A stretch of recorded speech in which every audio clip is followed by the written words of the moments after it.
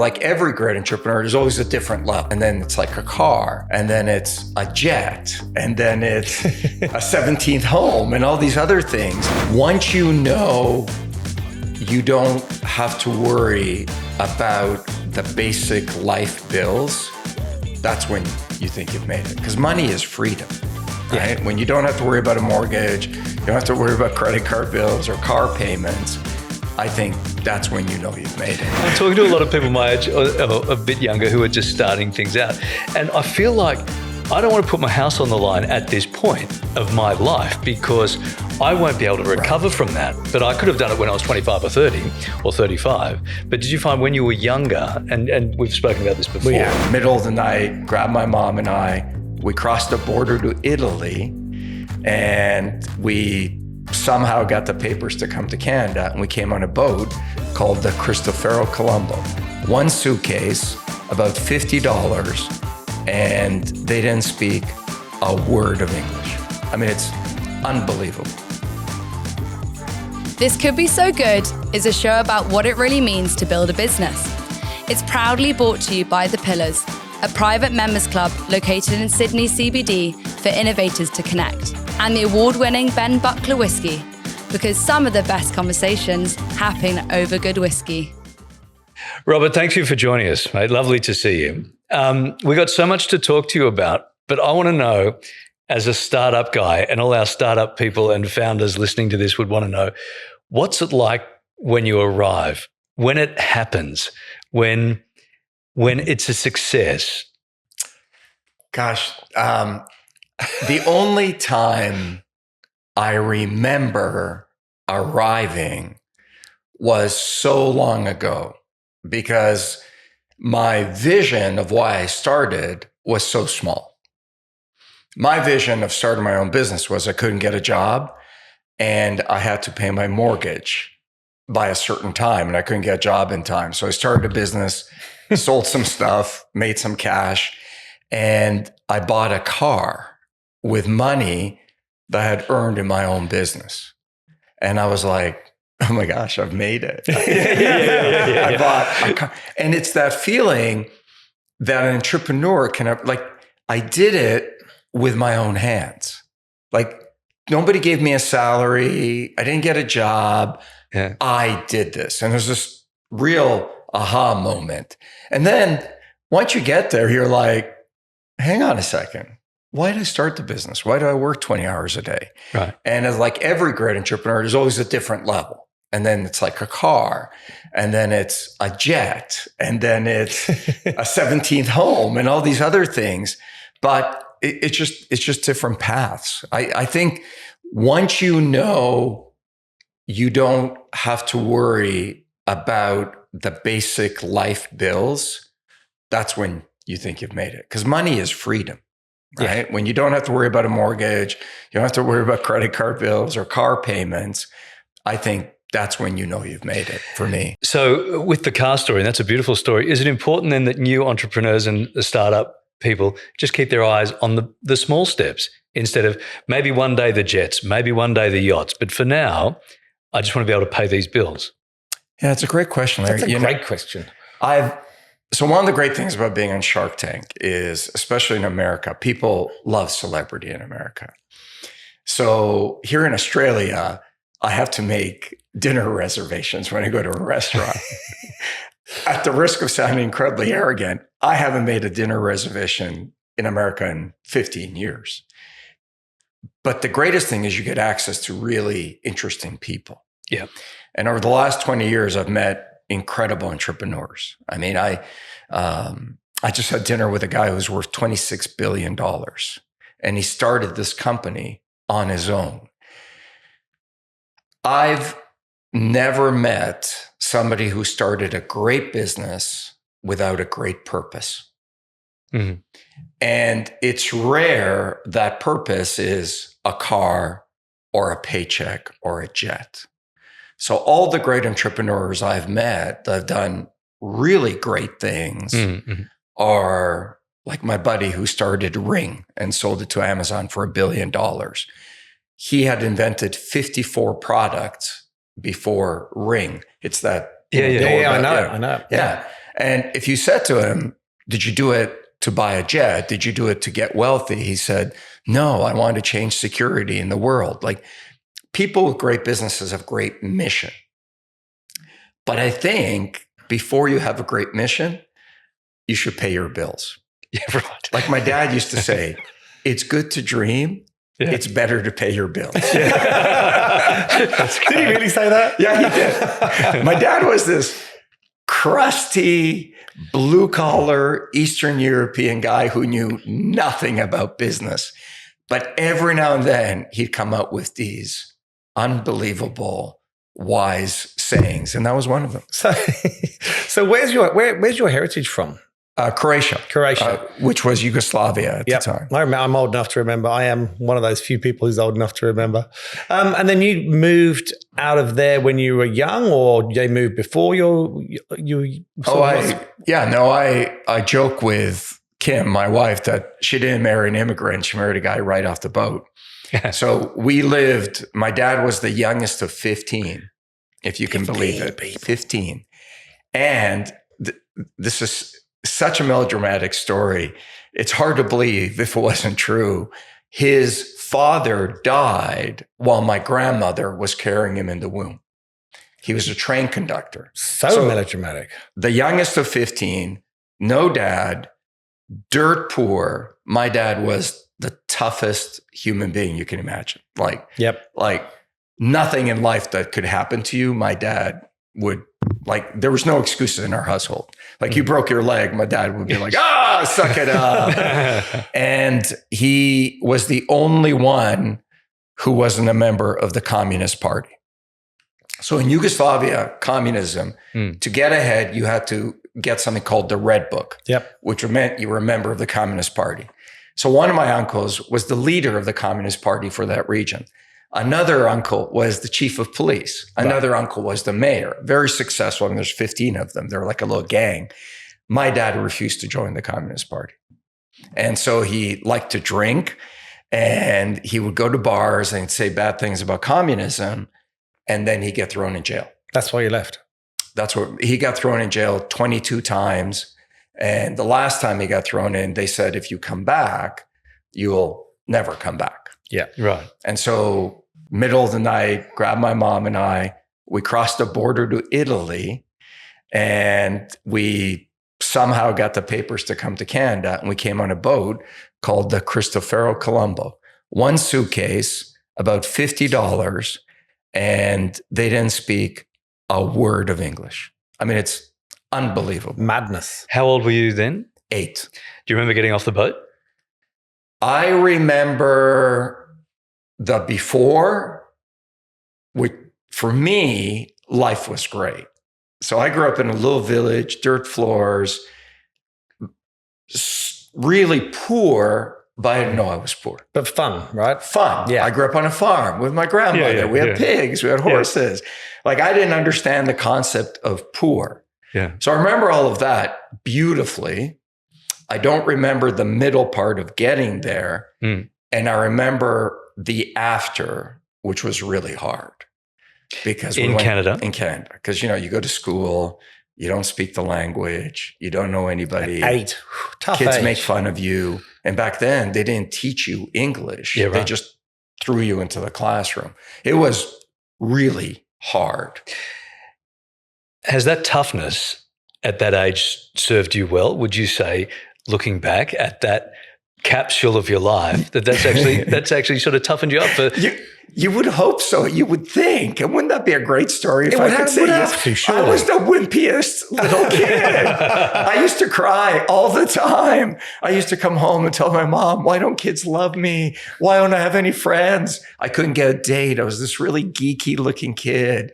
So I don't think it toughened me up. I think it isolated me and made me think about what we are. Like, it made me question everything, right? I was a super happy-go-lucky kid back Until then. When did it change? So, I mean, Canadians are supposed to be the nicest people in the world. Evidently, you're challenging that right now.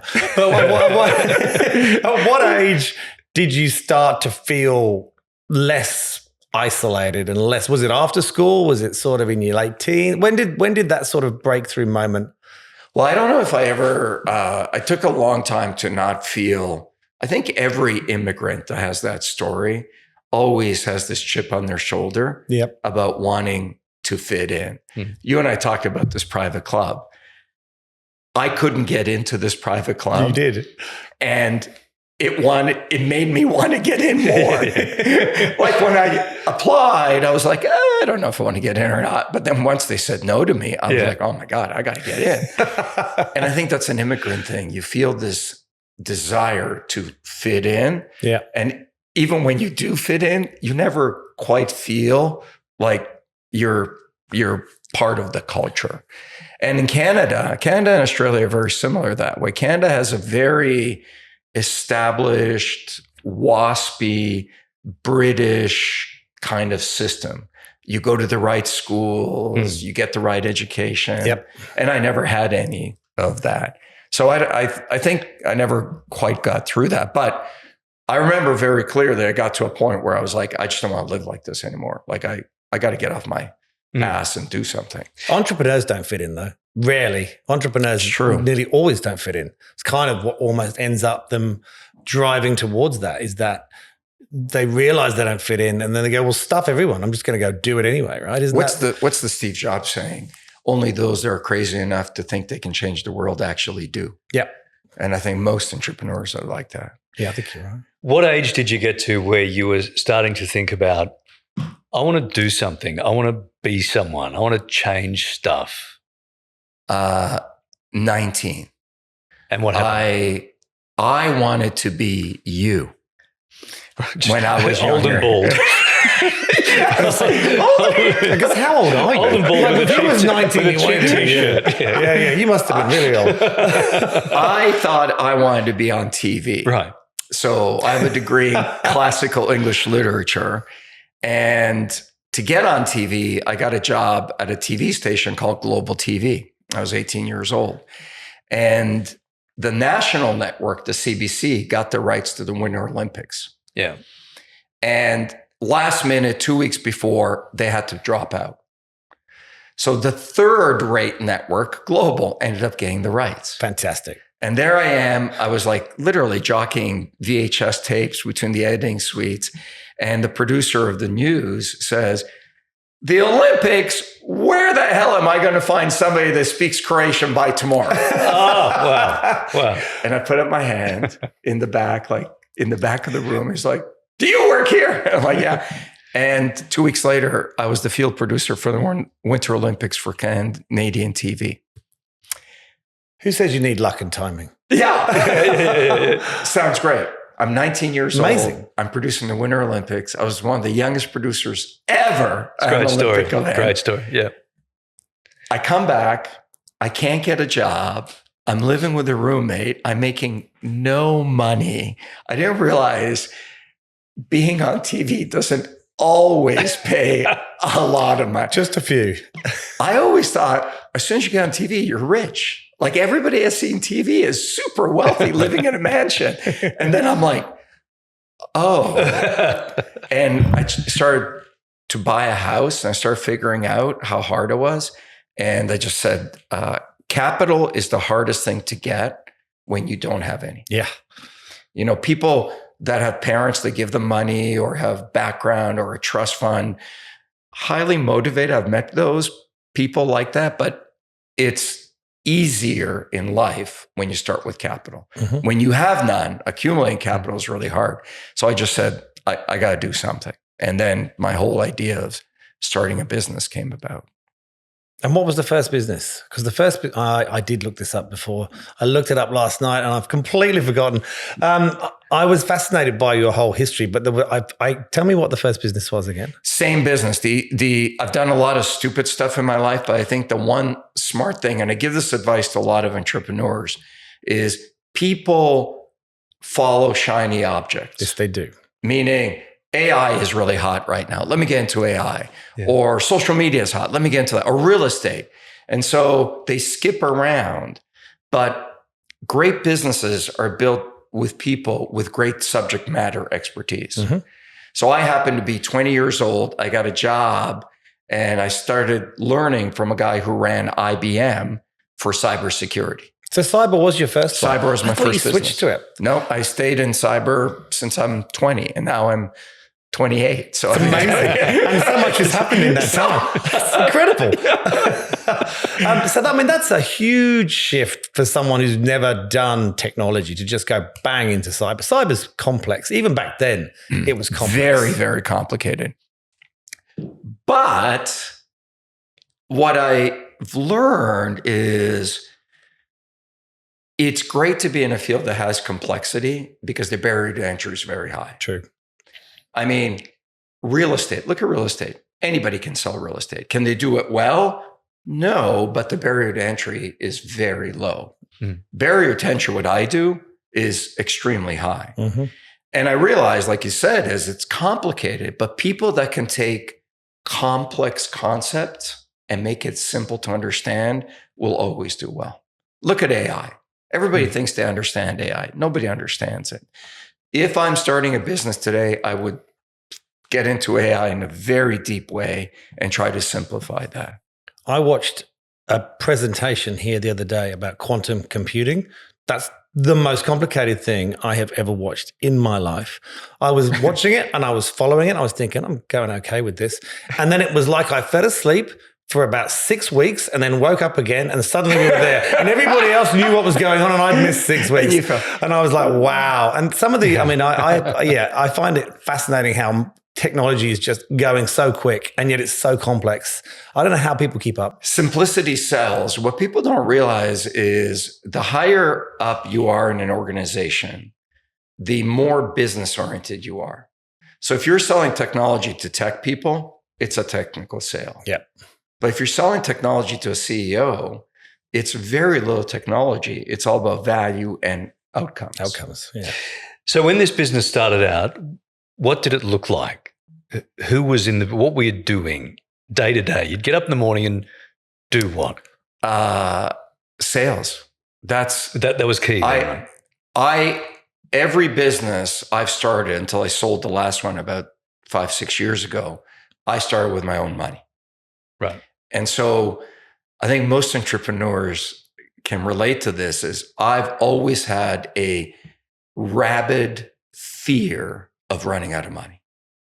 I've always thought, oh my God, if this doesn't work, I'm going to go backwards. And that was my whole thing is I've worked my ass off.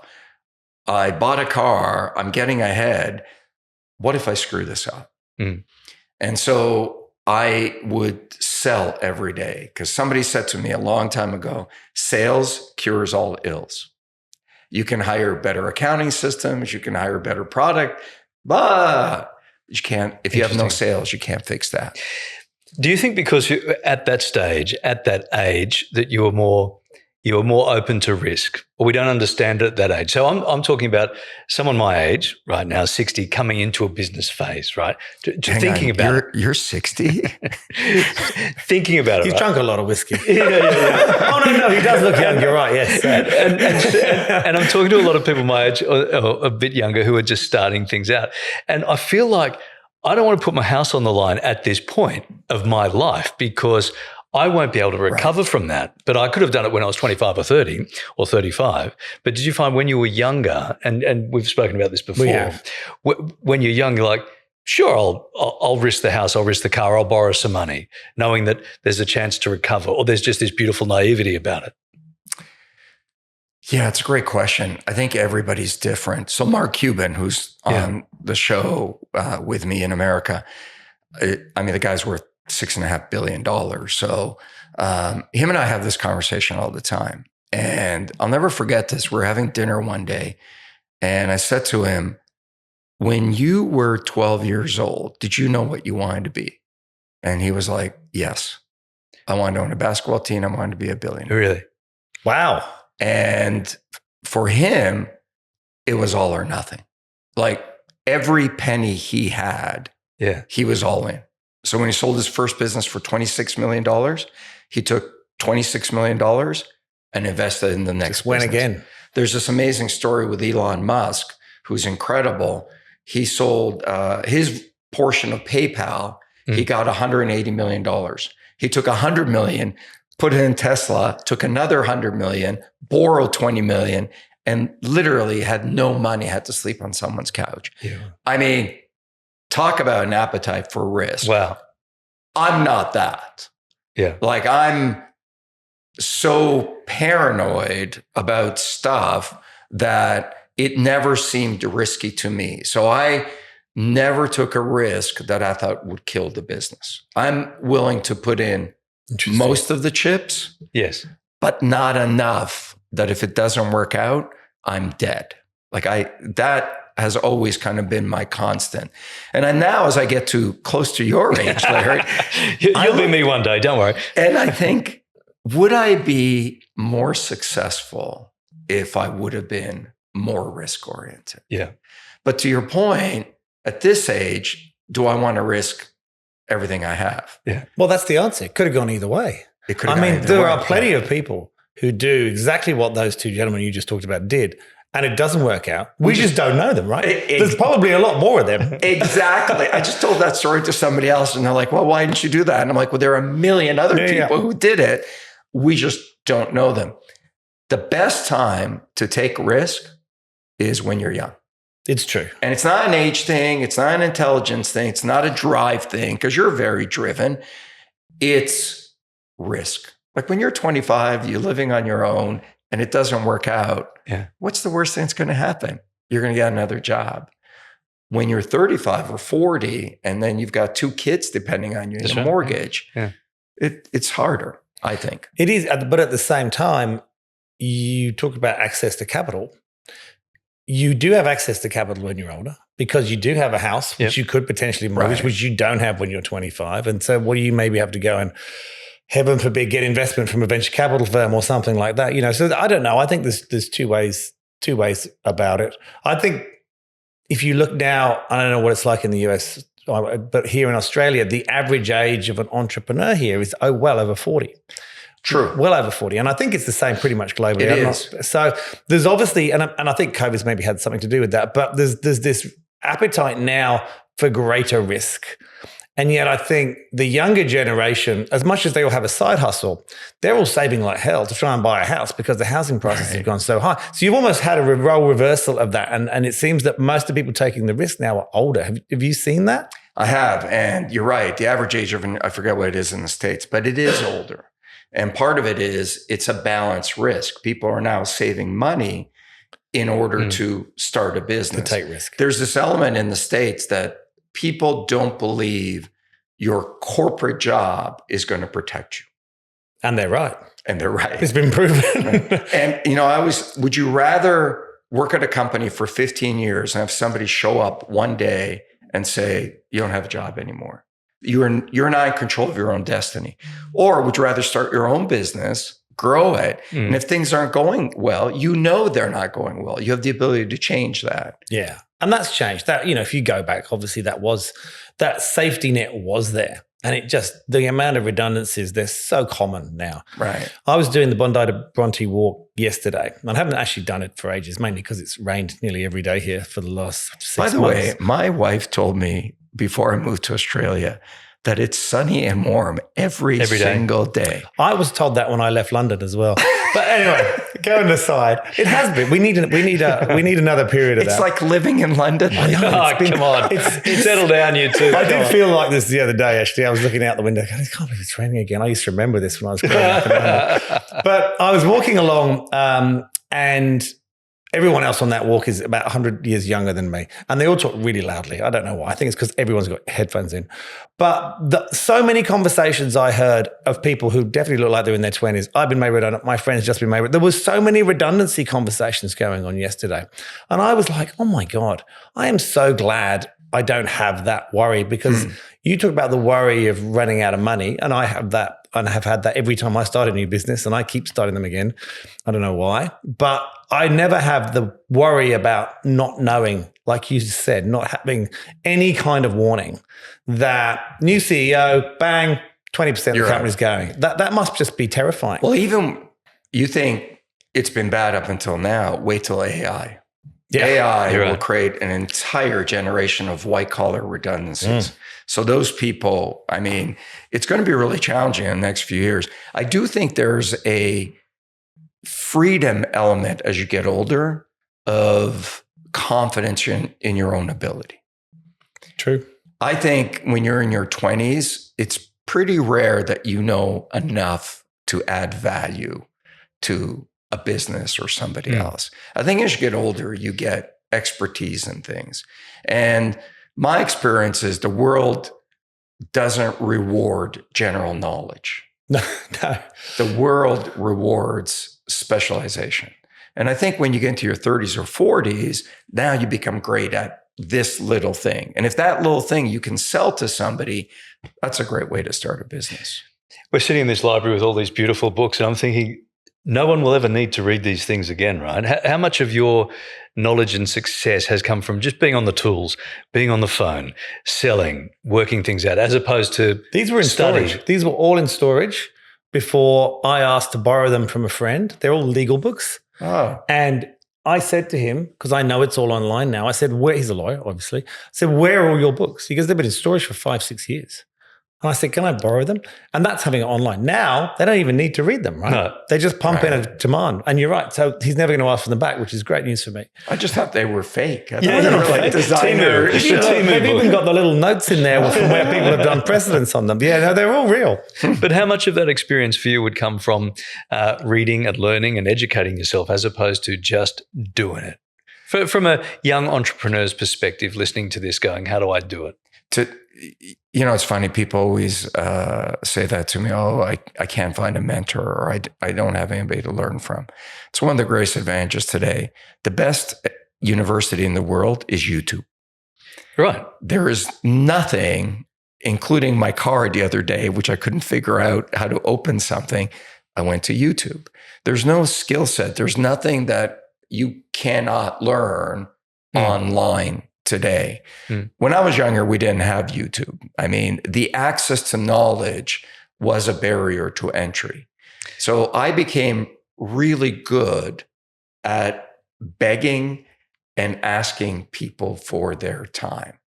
And my experience is different than I think most people would tell you. They'd say to you, oh, I can't approach this person. I can't get in front of them.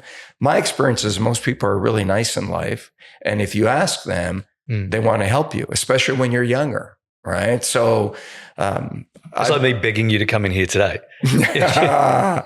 No, I think the world today has so much opportunity for people to learn. Yeah, I'd agree with that. Oh, YouTube's wild. I mean, literally everything.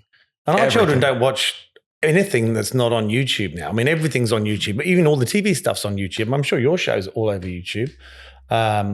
In some respects, you haven't looked, have you? I'm sure it is. Sure, I'm still on MySpace. Is that how you learn? Still on MySpace. Is that how you learn to make whiskey from YouTube? Yeah. But you're right. You can learn nearly anything on there. Last year was the first year that there were more hours spent on YouTube than all traditional media. Is that right? Yeah.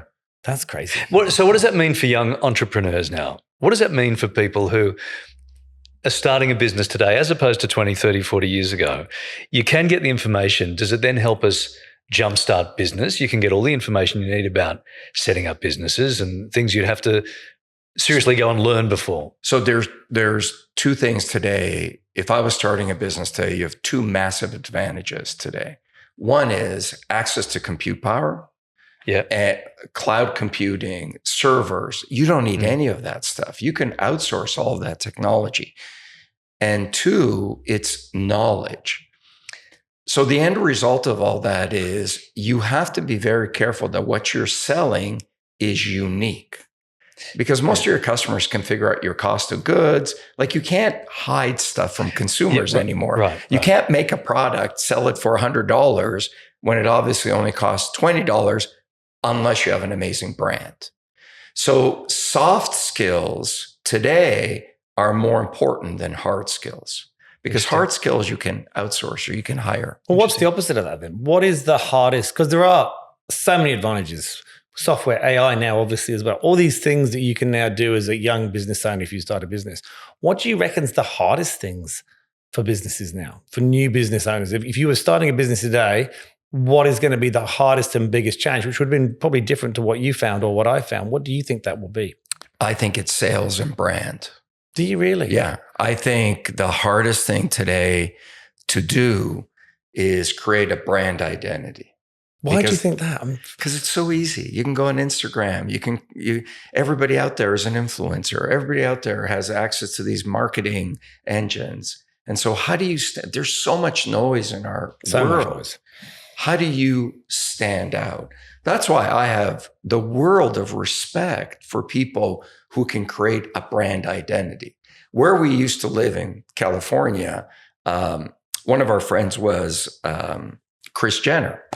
And whether you like the Kardashians or you poo-poo on the show, think about the staying power of that family. Incredible. And that brand identity. And they launched a lipstick. They launched Good American. And the jean company went from 0 to 500 million in sales in 3 years. That's nuts, isn't it? It's a jean company. And so how do you stand out above all of that stuff? So I think today, quality, engineering, all of that stuff is not enough. I think it's critically important, but standing out is really critical. We got to get to Shark Tank because I know a lot of our listeners and viewers would be addicted to shows like that, right? Just to see how it works. And it's on, we were talking last night, 50 countries around the world, 54 right? countries. So I'm the Larry Emdur in Portugal. You are? I really want to be the Larry Emdur in Portugal. I've never heard anyone say that before. I have very small goals. Now, this has changed the game for young entrepreneurs because people can watch this show or shows like this and go, I can do it. We can actually do it, right? But what's the thing? What would be the common thread you would see for people successful on Shark Tank around the world? Like, what's the one thing that you guys all zoom in on and go, that's the thing or that's the person? Engagement. So we talk about this on the show. What people don't realize about the show is it's very real, meaning each pitch is about an hour. And when you see it on TV, it gets edited into 7 minutes. They go for an hour. An hour is the average. The longest was 2.5 hours. Gee. Shortest is 40 minutes. That's the worst editing job in the world. Take an hour and take it into 7 minutes over and over and over and over. And make it exciting. And make it entertaining. Yeah. We also know nothing about them. We have no background information. We don't even know their name. So the first question always is, hey, what's your name? Yeah. And all of that gets cut out in editing. It's amazing how much we all agree about a bad pitch. Yep. We have varying different opinions about great pitches. But the commonality is bad ones. So what makes a bad pitch? People that go right away into the business.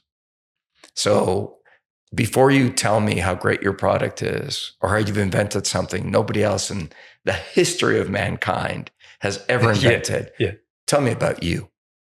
Because inevitably, I'm risking my capital on you. And so people that come out and are like, here's my business and here's why it's the greatest thing. That's one mistake people make. The second mistake is they don't know their numbers. And the worst thing people can say to us is, I don't know those. I don't know what my sales were last month, but I'm planning to hire an accountant.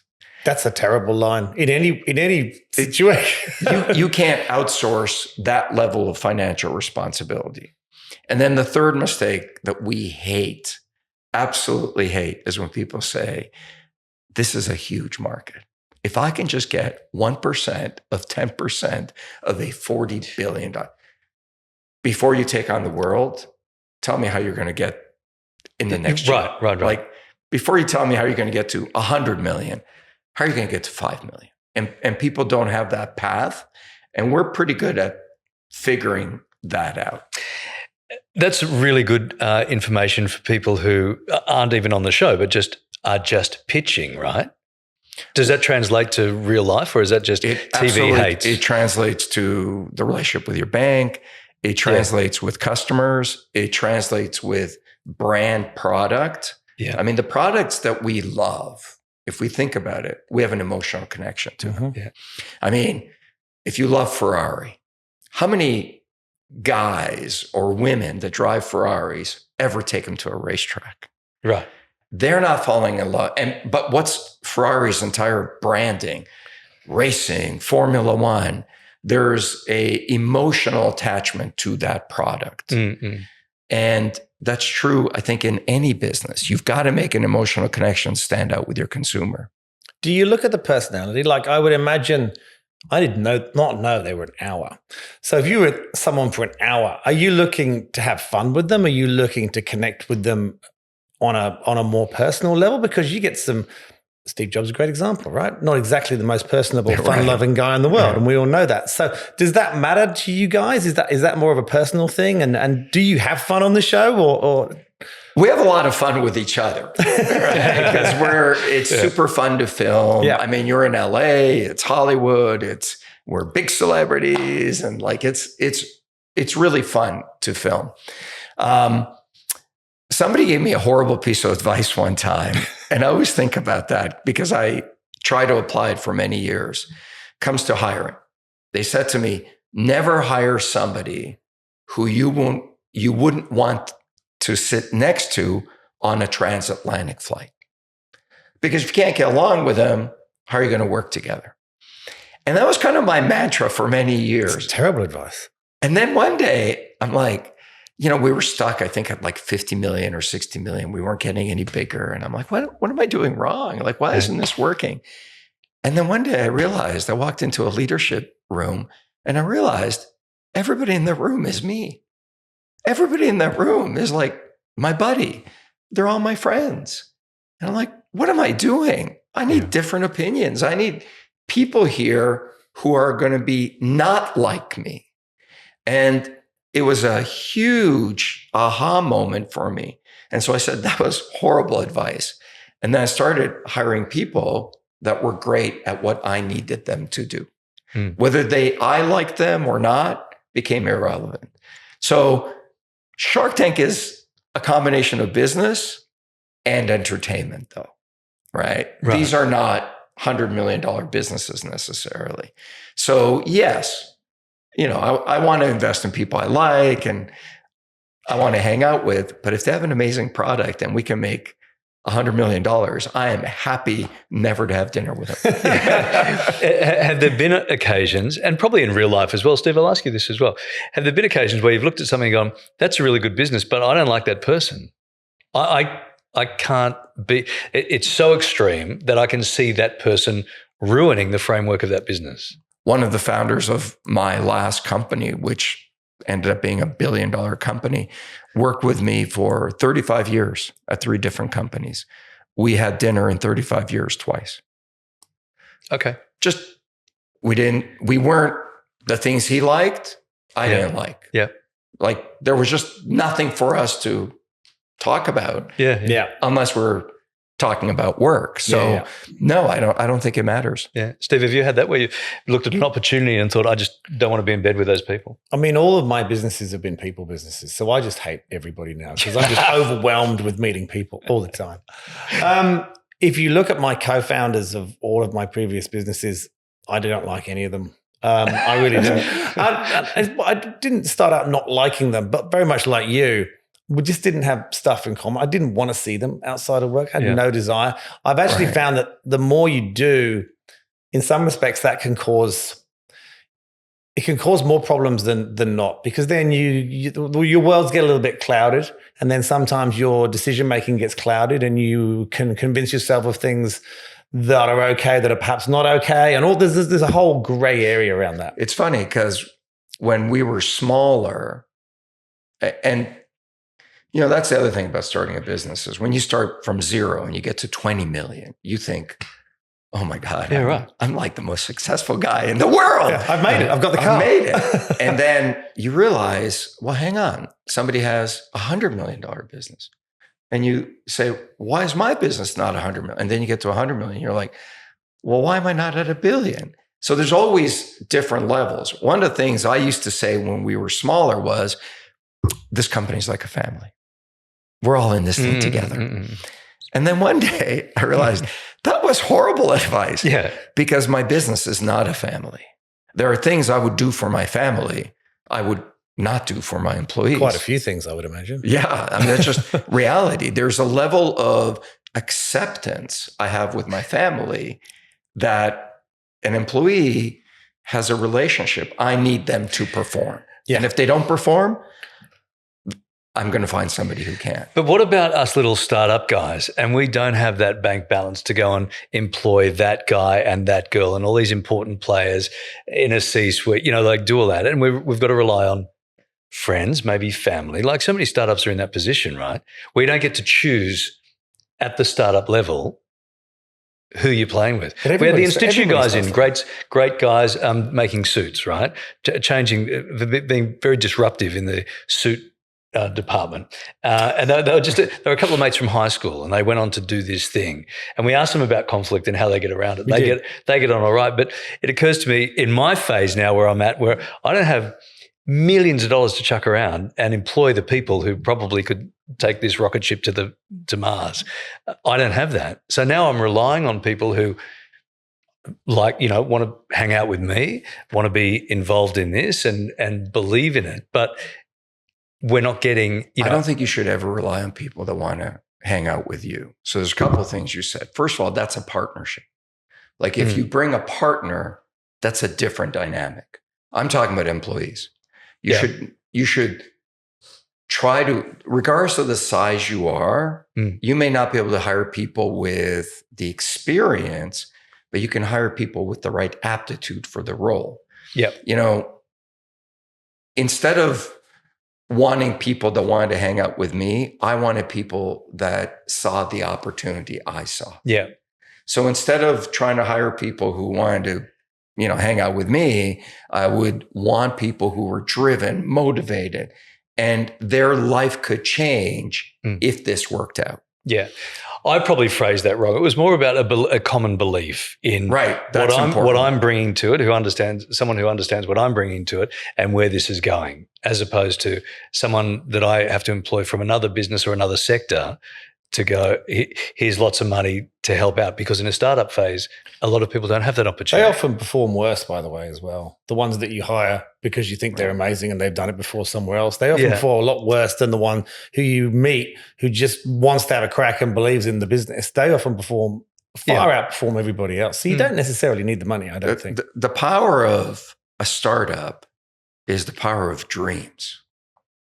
The smaller you are, the rosier the future you can paint. Gosh, you're crashing those lines out. We are going to have them on social media everywhere. They were beautiful. But think about it. It's true. It's true. It is true. Yeah. Like if people believed in the power of their abilities and their dreams, they would all start a business. It's fear that holds people back. And when you're starting out, I think your main job as a founder is to be an inspirational leader. When you're small, there's nothing to manage. You can't manage people. You're too small. There's not enough stuff to manage, but you have to lead. And, I always used to say, give me a small group of people that will walk through a wall with me and I'll take on an army. And that's one of the greatest things about being small is you can get 5 people, 10 people, 20 people in a room with a very common vision. The bigger you get, the harder that is. You go to a big company and you walk through the hall and you're like, people are like, oh, what time am I going home? Yeah. And they're not motivated. They've got other things to do. That's one of the reasons entrepreneurship is so exciting. Starting a business, like it's tangible, that power to take on the world. And I think that's what you rely on when you start out. Have you ever been frightened of what's happening the next day or the next chapter?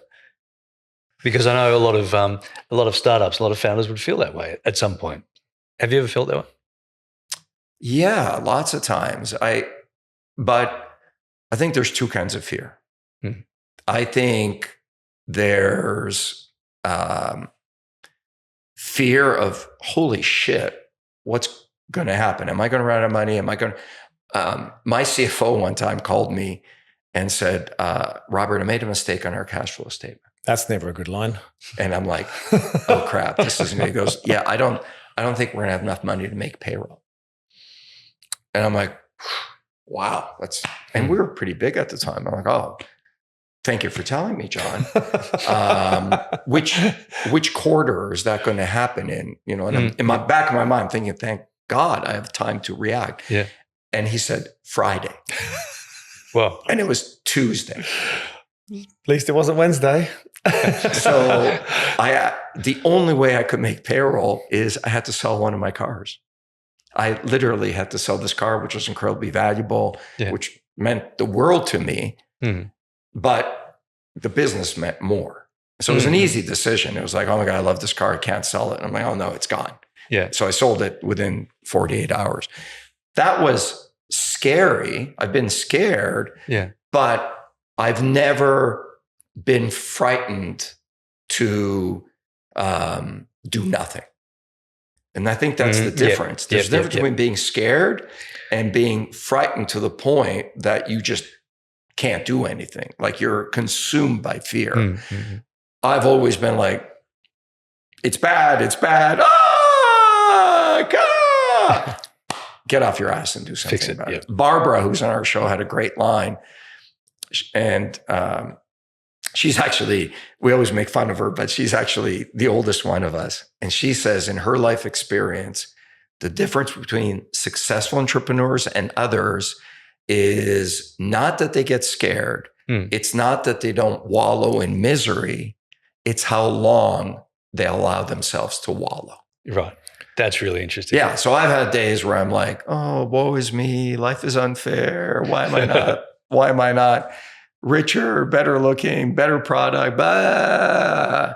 But then I just get myself up and keep going. And I think great entrepreneurs do that. Yes. Do you think there's a tiny, tiny line between terrified and excited about life? Yeah.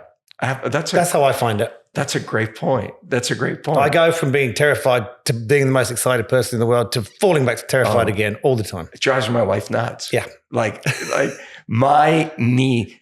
I also think a lot of founders have a very mild form of ADHD, they would call it, or like everything excites me. You know, like I'll see something, I'm like, oh my gosh, that is so cool. And I'm all in. Yeah. And then 2 weeks later, I'm like, I don't care about that anymore. What's new? So yeah, I think there's a very fine line between fear and excitement. That's kind of what makes it exciting, because you're never terrified for too long. That's a great tip. Do you think why do most people never start a business? Do you think it's fear? Completely. I think and if you do speak to and I've done a lot of work with really, really early stage founders, like loads. So I meet a lot of the people in their first 6 months, and all of them are blown away by how unscared they are now and why they waited so long. Like most things in life, like your first parachute jump, the first time you, I don't know, drink or eat something that you didn't want to, or whatever it is that you're going to do. The first time you try swimming, there's a zillion things, or like skiing, or Larry's whiskey. Yeah, and I think I think it comes from part of the thrill of being terrified. And I was researching this the other day randomly. Is that if you go back to when we were raw animals, we were scared for our life all the time. And they believe that part of the reason we're such thrill-seeking animals as now is because we miss that. We crave that. That almost keeps us alive. Interesting, yeah. But I think some people have a more natural affinity for that for others. But I think it's fear 100%. But no one who's taken the step ever understood how easy it is once you've done it. Would you agree with that? Yeah, I would fully agree with that. I was thinking, so I'm an entrepreneur. I'm not overtly confident. It's just not my makeup, let's say. What advice would you give me to overcome that fear? What would you say to someone? It's an impossible one. You can try different analogy. You have to get to know the person, right? Because different things will help someone. Some people shouldn't do it. They just shouldn't do it, right? I genuinely believe that. But I think the ones that should do, you can try. If you know them well enough, you can find an analogy, or you can find an analogy in when you did it and how you feel. That kind of works sometimes. Depends how well they know you. I don't think you can convince someone or should convince someone to do it. I think they have to make that decision themselves. I would say, again, personal. When I was 20, I was shy, socially awkward, afraid of my own shadow. Like I wasn't today. And people often say that to me, oh, if I had your confidence, or if I was good at speaking to people like you, I would start a business. So what I try to say to people is, some people are just naturally great at it, right? We all meet them. They're 18, and we have friends who have kids, and you meet these kids and they're 50 and they're like, hi. And you're like, whoa. But if you're not that, I think you got to get to a point in your life where the pain of how you're living is great enough that forces you to make a decision. It's interesting. So I changed because I just didn't want to live like I was living. Like I was so tired of being poor and not having anything and seeing no future that I said, I got to do something with my life. And and you try and you fail and you try. But what kept me going was getting away from where I was. And I think most people never find that level of motivation. That's interesting, because I was very shy. I was also incredibly shy. And I was all set to go to uni. I was going to do marine biology. God knows why. And I didn't go. And I went and did something else, which I won't go into, which was not in the rule book in terms of my family and everyone I knew. And it was just it was something that you shouldn't do. And I went and did it. And it didn't work out particularly well, but it completely changed my personality. For some reason, the empowerment of not going down the traditional route that I was supposed to and going down a totally random route that everyone would go, well, that's just ridiculous. And it was. But that gave me some sort of power in myself that I suddenly wasn't scared of doing things anymore. But see, it's you had to create that confidence in you. Yeah. And, I've gotten to know Larry a little bit, been fortunate to get to know him socially. You were a surfer. It's not like you at 13 said, I'm going to be one of the most loved and respected hosts on TV. No. And so before you start a business, before you build something, I think you have to work on yourself. That's really what you're saying. Yeah. Could you have got to where you are without that experience? If I'd gone to uni, I guess I'd be in the ocean. What about this tidal wave then of young up and coming entrepreneurs who maybe COVID was the launch pad for a lot of this, people starting something in their garage, right? They're selling one item, and then the next week they sell 5, and then the next week they sell 100. Then all of a sudden mum's in the garage overnight helping them put boxes together for 1,000. Accidental entrepreneurs. And I would put myself in that, because this was never meant to be a business. You both know that. This was never meant to be a business. And all of a sudden you got to learn, on the hop. So there are people, I suppose, at the helm of businesses, startup businesses, who maybe didn't even have that desire a year or so ago, but it's happening now. Same thing is now you're ordering stock and you're paying tax and you got people, and it's all kind of just happened very quickly. It does happen quickly though, doesn't it? If you're lucky. Yeah. Never complain about sales. Yeah. Never complain. People, I meet startup founders and they complain, oh my gosh, I'm so busy, or I'm this. And I'm like, stop. Never complain about that, because what's the alternative? I don't have any orders. Yeah, and I'm trying to get a job because it's all gone apart. Hey, right. And I was saying to you before, like when we finish here, I've done the morning show today. When we finish here, I'm driving an hour and a half to Penrith to drop off whiskey. It's like, but I'll drink a lot of your whiskey. You are always going to Penrith. I do, but I'll drive out there, and my wife's going, couldn't you get a courier to take that? I'm like, yeah, but this is like, someone's bought it. Like, this is great, and that's not sustainable, of course, but it's nothing to complain about at the same time. Do you think when you start a business, you have to love the business you're in? I'm loving yes. You do? But I've only started one business, so I'm not a good guy to ask. But I'm loving this, and I'm loving. You love whiskey? No. I'm loving the learning side. This is why I started this podcast. I wanted to learn now about business and what happens and how it works and the failures and how to overcome the obstacles. So that's what I'm loving. I love the whiskey. I love the brand. I'm loving the success we're having. But I'm really enjoying, at my age now, 47, 60, learning about business. And I wish, I wish I knew it when I was 30. But it's all happened at this time for a reason, I suppose. But that's what I'm loving the most about this whole thing. Did you love cyber? I didn't love cyber because I didn't know anything about it. My roommate had a doctorate in computer science. In the first year, the University of Toronto had one. And I was biased because he was as boring and geeky as I was. He was even more boring and geeky. So I was like, I don't want to do that. But once I got into it, it spoke to me. Like I could see it, kind of like you're saying. I'm like, wow, we're protecting the world from bad people online. Like I found it fascinating. So I don't know if you need to love it when you start, but you have to be fascinated by it. Yeah. Because fascination breeds questions. Yes. And my experience is people that are very successful ask a lot of questions and are naturally curious. Mm-hmm. And so, yeah, I didn't love cyber when I started, but I certainly learned to love it because I found it interesting. I'm fascinated by people. And I did my first businesses were all in recruitment. I don't love recruitment, but it's the people side, and then media, people, and now a club, people. It's all people. So I think you're right. Maybe it's a fascination of some part of it, whatever that part is. Mm. We'll wrap you up and get you out of here. Mate. We thank you very much for your time. But in saying goodbye, and you would be asked this so many times, and in your corporate speaking all over the world, is there one tip? Is there one thing that you can leave us with for young entrepreneurs and startups that's going to make a difference? Well, not necessarily young, because they're all a bit older now. Yeah, they could be. I just keep calling myself young. I don't know why. But you know what I mean? And you would be asked that all the time. How do I do this, Robert? There's here, I mean, in a roundabout answer, I used to live in Toronto.